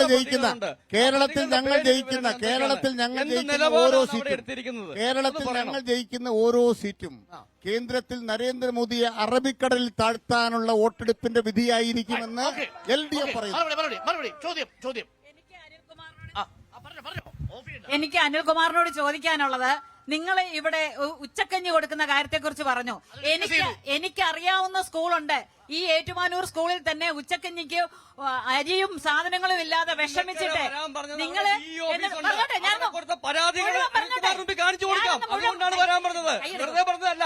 സ്കൂള് പരാതി കൊടുത്തിട്ടുണ്ട്. നമ്മൾ നിൽക്കുന്ന തൊട്ടപ്പുറത്ത് മതിലിരിക്കുന്ന സ്കൂള് പരാതി കൊടുത്തിട്ടുണ്ട്. കാണിച്ചു തരാം. ഒരു കാര്യം കൂടെ പറഞ്ഞോട്ടെ, മന്ത്രി മണ്ഡലത്തിലെ ഒരു കാര്യം കൂടെ പറഞ്ഞോട്ടെ. എന്നിട്ട് ഇപ്പൊ മാസങ്ങളായി ഈ സ്കൂളിൽ ഉച്ചക്കഞ്ഞി കൊടുക്കാൻ സാധനങ്ങളും അരിയും ഇല്ലാഞ്ഞിട്ട് അവിടുത്തെ ഒരു പണ്ട് പഠിച്ച സ്കൂളിന്റെ ഒരു അസോസിയേഷൻ രൂപീകരിച്ചിട്ട് അവരാണ് ഇപ്പൊ ഉച്ചക്കഞ്ഞി കൊടുക്കുന്നത്. എല്ലാ സ്കൂളിലും. പിന്നെ എനിക്ക് മുഴുവൻ പറയാനുണ്ട്, മുഴുവൻ കേൾക്കട്ടെ. അനിൽകുമാർ പറഞ്ഞു ഇവിടെ നിങ്ങൾ എന്തിന്റെ പേരിലാണ് ഈ LDF ഇവിടെ ഭരണം ഏറ്റെടുത്തിരിക്കുന്നത്? നിങ്ങൾ BJPയെയും വടക്കോട്ട് നോക്കിയിരുന്നോണ്ട് ഇവിടെ ഭരിച്ചോളാണെന്ന് വിചാരിച്ചാണോ ഇവിടെ ഭരണം ഏറ്റെടുത്തത്? ഓരോ മനുഷ്യരുടെ നിന്നും അത് തരാം ഇത് തരാമെന്നും പറഞ്ഞ് വോട്ട് വാങ്ങിച്ച് മോഹന വാഗ്ദാനങ്ങൾ കൊണ്ട് കൊടുത്ത വോട്ട് വാങ്ങിച്ച് ഭരണം ഏറ്റെടുത്ത് കഴിഞ്ഞ് ഇവർക്ക് എപ്പോഴും കുറ്റം പറയാൻ മോദിയേ ഉള്ളൂ. മോദിയെ കുറ്റം പറയാ. കുറച്ചു മുമ്പ് അനിൽകുമാർ പറഞ്ഞല്ലോ, മോദിജിയും അതുപോലെ തന്നെ നിർമ്മലാ സീതാരാമനും കടമെടുക്കാൻ സമ്മതിക്കുന്നില്ല എന്ന്. കടം കണ്ടുകൊണ്ട് മാത്രമാണോ നിങ്ങൾ ഈ ഭരണം ചെയ്തോളാമെന്ന് നിങ്ങൾ ഇവിടെ ഏറ്റെടുത്തത്? കടം കണ്ടുകൊണ്ട് മാത്രം. ഇവിടെ ഇടതുപക്ഷ ജനാധിപത്യത്തിന് അധികാരത്തിൽ വന്ന ശേഷം ഇടതുപക്ഷ ജനാധിപത്യത്തിന് അധികാരത്തിൽ വന്ന ശേഷം പറയാം, ഉമ്മൻചാണ്ടി സർക്കാരിന്റെ ബഡ്ജറ്റ് എന്ന് പറയുന്നത് 70,000 കോടിയായിരുന്നു. ഇപ്പൊ കേരളത്തിന്റെ ബഡ്ജറ്റ് 1,84,000 കോടി രൂപയാണ്. അപ്പൊ 70,000 കോടി രൂപയിൽ നിന്നും 1,84,000 കോടി രൂപയിലേക്ക് 7.5 വർഷക്കാലം കൊണ്ട് ബഡ്ജറ്റ് എത്രയായി വർദ്ധിച്ചു? 1,10,000 ബഡ്ജറ്റ് വർദ്ധിച്ചു. ഈ ബഡ്ജറ്റ് വർദ്ധിച്ചത് കടം വാങ്ങിയിട്ടല്ല, കേരളം വളർന്നതുകൊണ്ടാണ്. മലയാളി വളരുന്നു, കേരളം വളരുന്നു. അത് ഇന്ത്യ രാജ്യത്ത് 1ാം സ്ഥാനത്താണ് കേരളം വളരുന്നുവെന്ന് നരേന്ദ്രമോദി അച്ചടിച്ച് കേരളത്തിൽ നിന്ന് സർട്ടിഫിക്കറ്റ് ഞാൻ അങ്ങോട്ട് കാണിച്ചു. ഇവിടെ എനിക്ക് മറ്റു കാര്യങ്ങളൊക്കെ ഒന്ന് ചോദിക്കുന്നത്, ഇപ്പം ഇവിടെ ഇടതുപക്ഷ ജനാധിപത്യ മുന്നണി സ്ഥാനാർത്ഥി ചാഴികാടൻ, അദ്ദേഹം ഇവിടെ തെരഞ്ഞെടുപ്പിൽ മത്സരിക്കുമ്പോൾ ഇവർ പറയുന്നത് അദ്ദേഹം വലിയ വികസനം നടത്തി വിജയിപ്പിക്കുന്ന ഒറ്റ കാര്യത്തിന് മറുപടി വേണം. ഏതെങ്കിലും ഈ MP ഫണ്ട് അല്ലാതെ ഏതെങ്കിലും ഒരു പദ്ധതി റെയിൽവേ മാറ്റിവെക്കുക. റെയിൽവേ കഴിഞ്ഞ ദിവസം ചാഴികാടന് മീഡിയ 1 ചർച്ചയിൽ പറഞ്ഞ് ജോസ് കെ മാണി സത്യത്തിൽ അപമാനിക്കുകയത്. കോട്ടയത്ത് ഇവിടെ ഞാൻ MP ആയതിനു ശേഷം കോട്ടയം റെയിൽവേ സ്റ്റേഷൻ മുഴുവൻ വികസിപ്പിച്ച 10 വർഷം MP ആയിരുന്ന ജോസ് കെ മാണി ഒന്നും ചെയ്തില്ലെന്ന് അദ്ദേഹം പറഞ്ഞു. പോട്ടെ, ആ റെയിൽവേ വികസനം അവിടെ മാറ്റി നിൽക്കട്ടെ.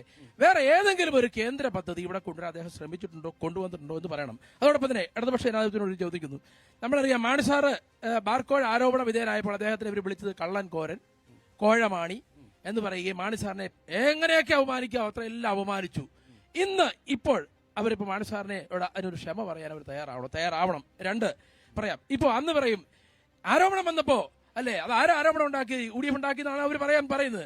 ആരോപണം ഉണ്ടായപ്പോ ഇവരെങ്ങനെ ചെയ്യും? ആരോപണം ഒരാളുടെ പേരിൽ ആർക്കും ഉന്നയിക്കാം, പക്ഷെ അയാൾ കുറ്റക്കാരനാണോ തെളിയിക്കപ്പെടുമ്പോ അയാളെ ശിക്ഷിക്കാവുള്ളൂ, അയാളെ ആക്രമിക്കാവുള്ളൂ. ഇപ്പൊ പിണറായി വിജയന്റെ മകൾക്കെതിരെ, പിണറായി വിജയനെതിരെ എന്തെല്ലാം ആരോപണം വന്നു. ഞങ്ങൾ ഇവിടെ അവരുടെ കുടുംബത്തെ ആക്ഷേപിക്കാനോ അദ്ദേഹത്തിന്റെ മകളെ ആക്ഷേപിക്കാനോ ഞങ്ങൾ പോയില്ല. അതാണ് അന്തസ്സായ രാഷ്ട്രീയ പ്രവർത്തനം. നിങ്ങൾ അന്തസ് വിട്ട് ആരെങ്കിലും ഈ പറഞ്ഞ പോലെ സോളാർ സരിത പറഞ്ഞു കേട്ടോണ്ട് നിങ്ങൾ ചാടിപ്പുറപ്പെട്ട് പാവപ്പെട്ട KM മാണി സാറിനെ അദ്ദേഹത്തെ അധിക്ഷേപിച്ച് അദ്ദേഹം നിങ്ങളുടെ അധിക്ഷേപം മൂലം നെഞ്ചുപൊട്ടിയാണ് മരിച്ചത്. അദ്ദേഹം നെഞ്ചു തകർന്നാണ് മരിച്ചത്. അദ്ദേഹത്തോട് നിങ്ങൾ മാപ്പ് പറഞ്ഞിട്ട് ചാഴികാടനെ നിങ്ങൾ കൊണ്ടുനടക്കണം. ഒരു കാര്യം പറയാം, ഇവിടെ ഇന്ന് ചാഴികാടൻ KM മാണി സാർ പ്രഖ്യാപിച്ച സ്ഥാനാർത്ഥിയാണെന്ന് KM മാണി സാർ ചാഴികാടനെ UDF സ്ഥാനാർത്ഥിയായിട്ട് പ്രഖ്യാപിച്ചത്. അദ്ദേഹത്തിന്റെ പടം ഇന്ന് മാണി സാറിനെ ആക്ഷേപിച്ച CPM-നൊപ്പം ഇടതുപക്ഷത്തിനൊപ്പം പടം വെക്കാൻ ഈ ചാഴികാടൻ ഒരു അവകാശവുമില്ല. KM മാണി UDF-കാരനായിട്ടാണ് മരിച്ചത്. അദ്ദേഹത്തെ അടക്കം ചെയ്ത് UDF-കാരനായിട്ടാണ്. ഒരു അവകാശവുമില്ല. എനിക്ക് പറയാനുള്ള സഖാവ് അനിൽകുമാറിനാണ് ചോദിക്കാനുള്ളത്. കഴിഞ്ഞ പ്രാവശ്യം ഇലക്ഷന് ഞങ്ങളെല്ലാം കേട്ടത്, ഏറ്റുമാനൂരിൽ നിന്ന് ഞങ്ങളെല്ലാം കേട്ടതാണ്, DYFI-ക്കാരും LDF-കാരും ഇവിടെ പറഞ്ഞു, ഇവിടെ ഒരു കഥയുണ്ടാക്കി. ഒരച്ഛനും മകനും ഏറ്റുമാനൂരിൽ ബസ് വന്നിറങ്ങി കഴിഞ്ഞു കഴിഞ്ഞപ്പോൾ അച്ഛന് മൂത്രശങ്കയുണ്ടായി. മൂത്രശങ്കയുണ്ടായപ്പോൾ ആ അച്ഛനെയും കൊണ്ട് ആ മകൻ ഇവിടെ മുഴുവൻ ചുറ്റി സഞ്ചരിച്ചു ഒരു മൂത്രപ്പര കാണാൻ. മൂത്രപ്പര ഇല്ല. ചാഴികാടൻ MLA ആയിട്ട് ഇവിടെ ഒരു മൂത്രപ്പര പോലും ഉണ്ടാക്കുവാൻ സാധിക്കാത്ത ചാഴികാടനാണ് പാർലമെന്റിൽ മത്സരിക്കുന്നത്. അന്ന് ഇപ്പൊ ശങ്ക വന്നാ എന്ത് ചെയ്യും? ഇപ്പൊ അതാ ചോദിക്കുന്നത്. അതിനെപ്പറ്റി ഇപ്പൊ എന്താണ് അനിൽകുമാറിന് ആ ചോദ്യം പ്രസക്തമാണ്. അതുകൊണ്ട് ഞാൻ അനിൽകുമാർ എന്ന് വരുന്നു. ഇത് മണ്ഡലം സ്പെസിഫിക് ആയ ചോദ്യമാണ്. ശങ്ക തീർക്കാൻ അച്ഛനും മോനും ഇപ്പൊ വന്നാലും പഴയ അവസ്ഥ തന്നെയല്ലേ? ഒരു കാര്യം, നേരിട്ടുള്ള മറുപടി. ഇടതുപക്ഷ ജനാധിപത്യത്തിനുള്ള സർക്കാർ ടേക്ക് എ ബ്രേക്ക് എന്നൊരു പദ്ധതി ഉണ്ടാക്കിയിട്ടുണ്ട്. യാത്ര ചെയ്യുന്ന ആളുകളുടെ ഇത്തരം കാര്യങ്ങൾക്കുള്ള അതും മോദി സർക്കാർ പറയട്ടെ, LDF സർക്കാർ പറയട്ടെ ഞാൻ പറയട്ടെ. പിന്നെ നഗരസഭയുടെ ഭരണം നടത്തിക്കൊണ്ടിരുന്ന ആളുകള്, ഈ ഏറ്റുമാനൂർ നഗരസഭ LDF ഇതുവരെ ഭരിച്ചിട്ടില്ല. അവിടെ നേരാവണ്ണം ചെയ്യാൻ നേരെയില്ലാത്ത ആളുകള് ഇത്രയും നാളും ആ നഗരസഭയുടെ അല്ലല്ല, അവരാണ് അതിന്റെ കാര്യം പറയുന്നത്. ഞാനിവിടെ പറയാൻ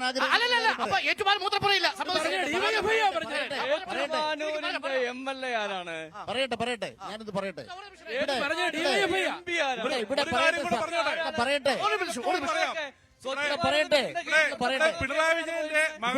ഇവിടെ ഏറ്റുമാനൂരാണ് അതിനൊരു അംശം പോലെ ക്ഷേമ പെൻഷൻ കൊടുക്കാൻ വേണ്ടി നമ്മുടെ ഈ ബൈപ്പാസ് അരുൺകുമാറെ ഇവിടുന്ന് പോയി കഴിഞ്ഞാല് തൊട്ടപ്പുറം ബൈപ്പാസ് ഈ ബൈപ്പാസ് അതൊക്കെ ശരി, പക്ഷെ മൂത്രം ഒഴിക്കുന്ന ബൈപ്പാസിൽ മൂത്രം ഒഴിക്കാൻ പറ്റൂലല്ലോ. പറയട്ടെ, ഒരു നാടിന്റെ വികസനം എന്ന് പറഞ്ഞാൽ ഒരു നാടിന്റെ വികസനം എന്ന് പറയുന്നത് സമഗ്രതയിൽ കാണണം. പറയട്ടെ, അതിന് ഇടതുപക്ഷ ജനാധിപത്യ മുന്നണി ഈ മണ്ഡലം ഏറ്റെടുത്ത ശേഷം ഇപ്പോ LDF എന്ന നിലയ്ക്ക് പ്രവർത്തിച്ചതിന്റെ ഭാഗമായി ഏറ്റുമാനൂർ മണ്ഡലത്തോട് ഉമ്മൻചാണ്ടി നടത്തിയ വഞ്ചനയ്ക്ക് പരിഹാരമുണ്ടാക്കിയത്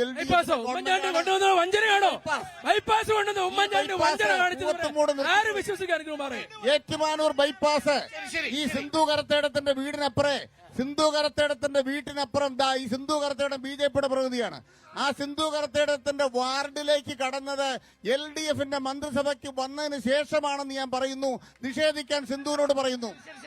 LDF ഇനി പറയാൻ ആഗ്രഹിക്കുന്നത് ഞാൻ പറയാം ഇവിടെ മറുപടി പറയേണ്ടത് ഒരു പ്രതികരണം സാറേ. 2016 ഉമ്മൻചാണ്ടി സാറെ അധികാരം വിട്ടൊഴിയുമ്പോൾ കേരളത്തിലെ സാമൂഹ്യ സുരക്ഷാ പെൻഷൻ 18 മാസം കുടിശ്ശികയുണ്ടായിരുന്നു 600 രൂപ വെച്ച്. അന്ന് ആർക്കും ഒരു വിഷമവും ഇല്ല. ഇപ്പോൾ 7 മാസം 1600 രൂപ വെച്ച് ഇടതുപക്ഷ ജനാധിപത്യ മുന്നണി ഗവൺമെന്റ് പെൻഷൻ കൊടുക്കുമ്പോൾ അത് 7 മാസം കുടിശ്ശികയായത് വലിയ ഒരു അപരാധമാക്കി മാറ്റിയിരിക്കുകയാണ്. 18 മാസം ആരും കേൾക്കാത്ത കാര്യം. 3 മാസം കുടിശ്ശിക ഞങ്ങൾ കേട്ടിട്ടുണ്ട്. 3 മാസം കുടിശ്ശികയായിട്ടുണ്ട്. ഒരു 18 മാസം കുടിശ്ശികയുടെ തെളിവ് പറഞ്ഞിട്ടുണ്ട്. കുടിശ്ശികയുടെ തെളിവ് ഒരു കാര്യം വ്യക്തമാക്കാൻ ആഗ്രഹിക്കുന്നു. തോമസ് ചാഴിക്കാട് എന്ന് പറയുന്നത് 20 കൊല്ലം ഏറ്റുമാനൂരിന്റെ MLA, 5 കൊല്ലം കോട്ടയത്തിന്റെ MP. ഇവിടെ ബഹുമാനപ്പെട്ട UDFന്റെ പ്രതിനിധി പറയുന്നു തോമസ് ചാഴിക്കാടൻ റെയിൽവേയിൽ നടത്തിയ വികസനം പറയണ്ട. കാരണം എന്താ പറഞ്ഞാൽ അവർ തോറ്റു. തോമസ് ചാഴിക്കാടൻ ഒന്നാം സ്ഥാനത്ത്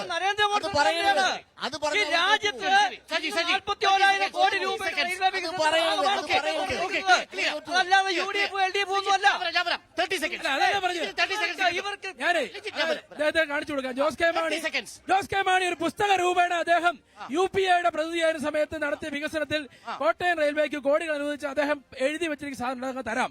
ഞാൻ പറഞ്ഞു ഇവിടെ ചാഴികാടൻ പറയുന്നത് ജോസ് കെ മാണി ഒന്നും ചെയ്തില്ല, ഞാനാണ് ചെയ്തതെന്ന് പറഞ്ഞത്. അപമാനിച്ചത്. ഒറ്റ ചോദ്യം ചോദിക്കുന്നുള്ളൂ. ചങ്കിൽ കൈ ഇവർക്ക് രണ്ടുപേർക്കും പറയാൻ പറ്റുമോ? ഇന്ന് ഇവരുടെ 2 സ്ഥാനാർത്ഥികളെ പ്രഖ്യാപിച്ചിട്ടുണ്ട്. അടുത്ത 5 കൊല്ലം ഈ 2 പേരും ഇവരുടെ കൂടെ തന്നെ ആയിരിക്കുമെന്നുള്ള കാര്യത്തിൽ എന്തെങ്കിലും ഉറപ്പ് ഇവർക്കുണ്ടോ? കഴിഞ്ഞ തവണ തോമസ് ചാഴിക്കാടൻ ജീവിതത്തിൽ ഇന്നേ വരെ 2 ചിഹ്നത്തിലല്ലാതെ മത്സരിച്ചിട്ടില്ല. മരിക്കുവോളം 2